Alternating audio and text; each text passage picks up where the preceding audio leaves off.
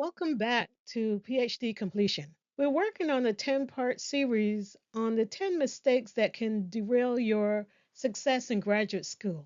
In other words, the silent killers of your grad school career and how you can outsmart them and get ahead of them before you even set one foot in graduate school. Welcome back to PhDCompletion.com. Graduate school isn't about getting good grades. You got good grades to get into graduate school. Graduate school is more about research, publishing, grant writing, and networking. You're working on becoming a professional and an expert in your field. Even if you get great grades, all A's in graduate school, if you don't finish your dissertation, if you don't finish your research, you won't get a PhD. You won't get an EDD. Good grades are great, but it's all about the research, publishing, and grant writing. When you're thinking about starting a graduate program, it's important to do your homework. Begin with the end in mind. How long does it take to get a PhD in this program? Some programs are 3 years, that's on the low end. And some programs are double digits, 10, 11, 12 years. If you don't want to spend the next 10 years working on a PhD or EDD, it's important to know how long does it take. Staying in graduate school doesn't make you smarter. You are trying to become an expert. It's important to do the work and commit to that time because time served doesn't guarantee a degree. If you take forever to finish the coursework, you've only jumped over one hurdle. Then you have the qualifying exams or what they call prelims. That's another hurdle. The next hurdle is working on a proposal to become a PhD candidate. And then the final hurdle is the dissertation. Figure out beforehand what's the average time to PhD completion. Mistake number 5, the cost of incompletes and delays. If you're a perfectionist, graduate school might not be the place for you. If you are that person who begs for an incomplete or begs for an extension, you know who you are. You did it as an undergrad.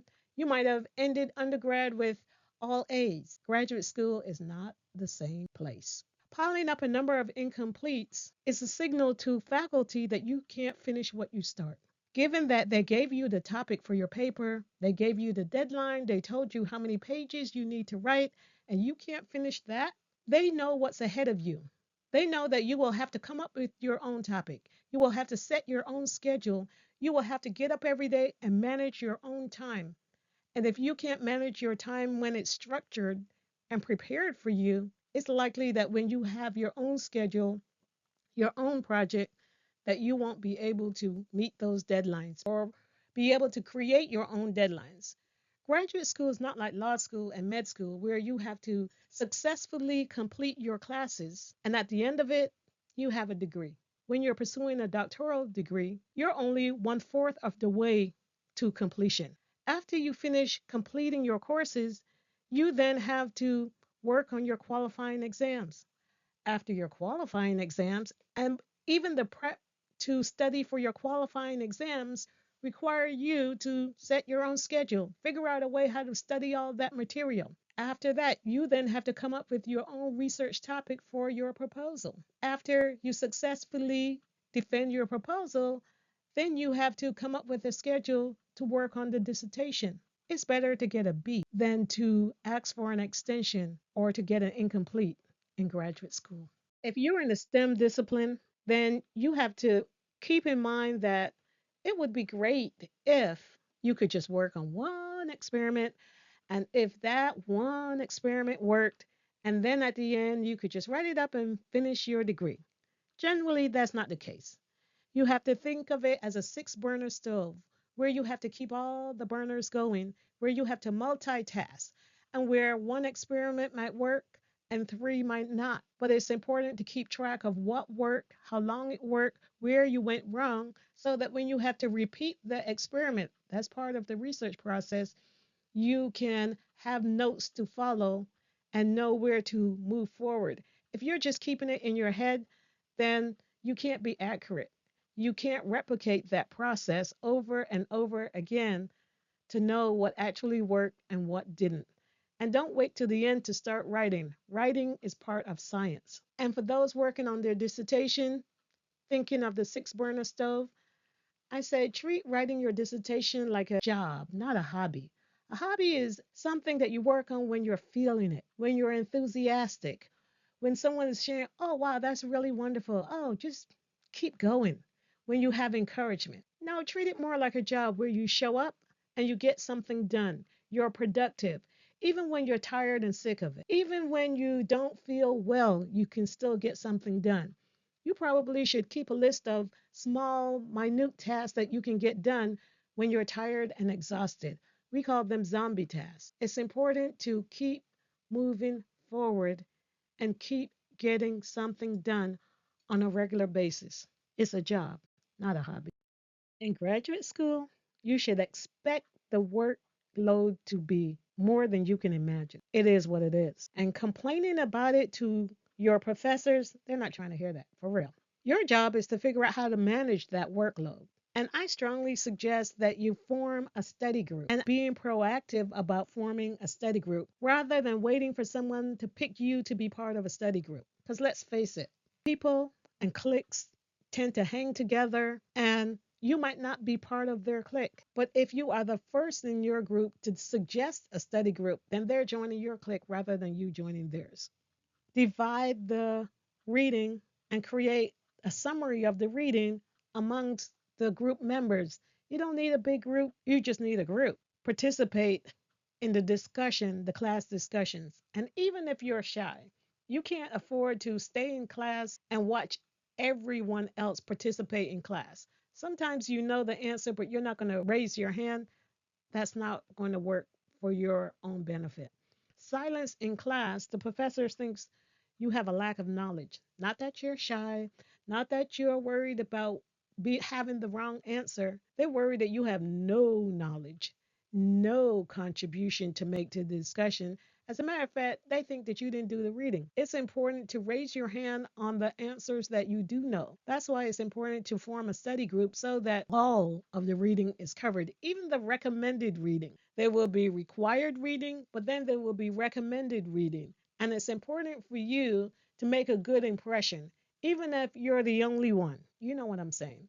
If you're the only woman in the class, if you're the only black woman in the class, if you're the only Hispanic woman in the class, if you're the only Native American person in the class, if you're the only male in the class, it's important for you and your success in graduate school to participate in the class. If you're the only international student in the class, that's how we do it in the US. You have to participate. Otherwise, when and if you need to find someone to be your advisor and you have taken their class and you've never raised your hand, you've never spoken up, you haven't contributed to the discussion in the class, you will have a hard time in the department finding an advisor. It's important to participate. Find creative ways to participate. We talked earlier about thinking about science as a six burner stove. And part of that is when you're at the dissertation stage, one of those stoves has to be writing your dissertation, but also looking for a job at the same time, also interviewing once someone says, hey, I like your resume, please come to campus and give a job talk. All of these things are happening all at the same time. It's important to keep making forward progress, even though you have a lot of things going on at the same time, especially when you're writing your dissertation. That's what we're talking about, project management.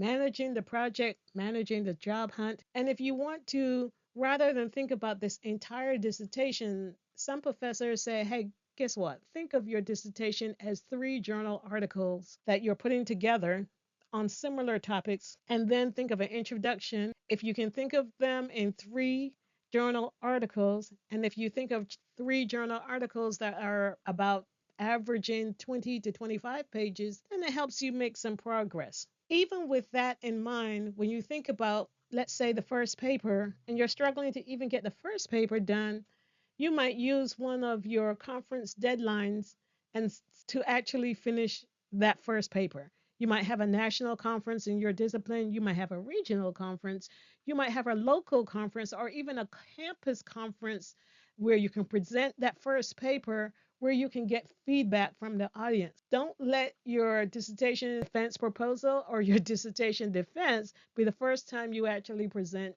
your research results. Use a conference with experts in your field, with people who don't know you that allows you to practice hearing your own voice in public and help make the research come to its logical conclusion, especially if you're struggling. Think, thinking about submitting your research, whether it's to a conference or even think about publishing one of those papers before you are actually finished with the entire dissertation. Because if you send it to a journal, you will get a revise and resubmit. And even if you get an outright reject, they provide feedback to your dissertation. It helps you move forward. In graduate school, the interpersonal relationships that you build in your department are critical to your success. The most important relationship is the relationship that you build with your advisor. But also, it's important to build a relationship with the administrative staff. The administrative staff are the gatekeepers of the information. They can help you or they cannot help you. It's important to be respectful, find ways to say thank you. They can give you access to your advisor's schedule. They can help you navigate the rules and regulations of the department. It's important not to dismiss the critical role that the administrators play in your department. Could be problematic. Thank you for watching PhDCompletion.com. Don't forget to like and subscribe for more valuable tips on succeeding in graduate school. Feel free to share your questions or experiences in the comment section below. Got questions? Leave them in the comments or contact us at PhDCompletion.com. We're here to move you from ABD, all but dissertation, to PhD or EDD.